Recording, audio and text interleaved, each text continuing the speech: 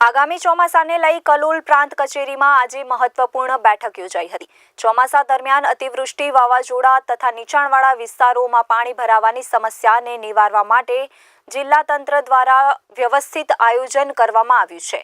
આ બેઠક પ્રાંત અધિકારી મયંક પટેલની અધ્યક્ષતામાં યોજાઈ હતી, જેમાં કલોલના મામલતદાર યુવી કાનાણી સહિત આરોગ્ય, ગ્રામ વિકાસ, પાણી પુરવઠો, વીજ વિભાગ અને ડિઝાસ્ટર મેનેજમેન્ટના અધિકારીઓ ઉપસ્થિત રહ્યા હતા।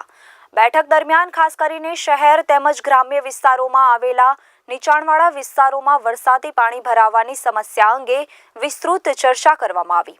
તાત્કાલિક રાહત કામગીરી, ડ્રેનેજ નિકાલ વ્યવસ્થાની કામગીરી, વાવાઝોડા સમયે બચાવ કામગીરી કેવી રીતે ઝડપથી હાથ ધરવી અને લોકહિતમાં મહત્વના વિભાગો વચ્ચે સહયોગની કામગીરી અંગે યોજાયેલી રણનીતિનું વિશ્લેષણ કરાયું।